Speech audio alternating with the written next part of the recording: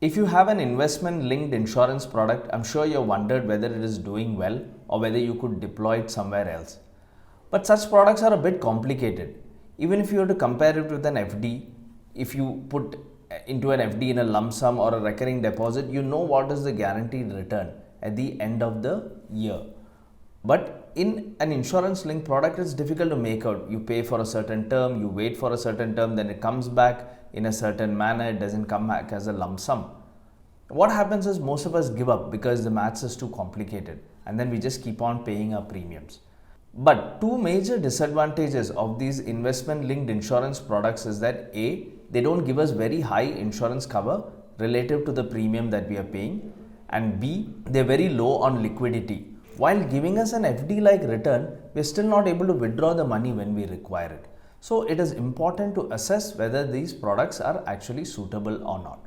Now recently I got a query from a client who was running a scheme like this, and I did an analysis and I thought I'd present it here so that you could use this as a model for your own insurance linked product and see whether it works well or not.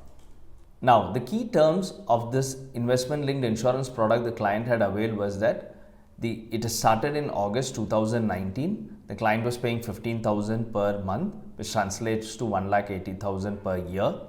The premium payment term was for 12 years, and then he had to wait for 2 years, and from the 14th year onwards he would start getting back a return every year, and the life insurance coverage was 24.69 lakhs. Now I made this table to show you what the kind of returns are. So you can see that the first column has the year in which it was invested, the amount, when it is redeemed, and what was the return on this. Now the return on this scheme was 5.54% per annum. That is the annualized return which is there. So you can see why I have compared it to an FD, but there's no way to take out this money. Anytime you want to take out this money, you would have to surrender it and face a loss. Now, if it was for a shorter term, that is, the client had been paying for 3 years, if he was going to pay only for a few years more, then I might have still said that, okay, continue it and take out the money without loss. But this is a long term, and thus at any point of time, he had to surrender it and take a loss. So I said, let's do an analysis. Let's analyze what would happen if you were to take out this money, place it in a mutual fund, in an equity mutual fund, assume a return of 8% and see what the kind of return would come. So as you know that 8% is a conservative assumption that we are taking here. So if you look at this table, the first item which I have listed here is loss. So when the client surrenders this policy, at this point of time he has invested about 6,20,000 and he is incurring a loss of 2,70,000. This is a real loss and we need to account for this. So I have placed this first. We may need to make good this loss as well. The second item I mentioned here is immediate investment. That is, on surrender he is receiving an amount of around 3,45,000. This also needs to be invested into the equity fund at this point of time. And you can see the time frame taken is from 2022 to 2033 when he would receive the first payout if he were to have remain invested in the insurance linked investment scheme. So here the return is also mentioned here, which works out to about 8,03,000. Then for every subsequent year, we are assuming that he continues to invest 1,80,000 as in the insurance plan, and the annualized return at 8% works out to 5,28,000.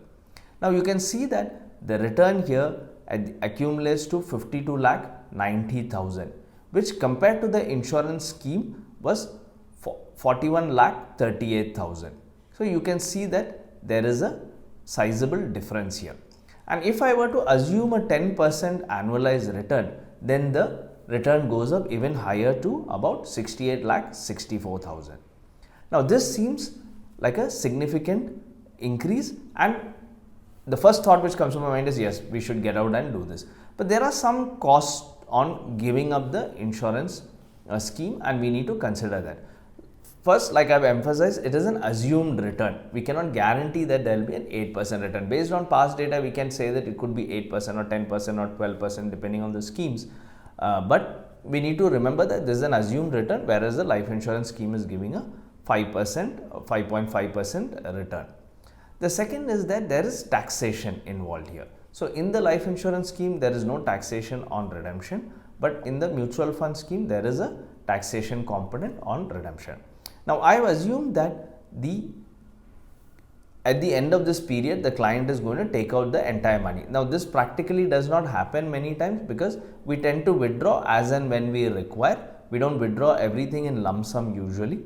But for the sake of this model, I have assumed that they are taking out the money immediately. So, now you can see that on taking out 52,90,000, the investment amount is 19,64,000. So, there is a capital gain of 33,26,000.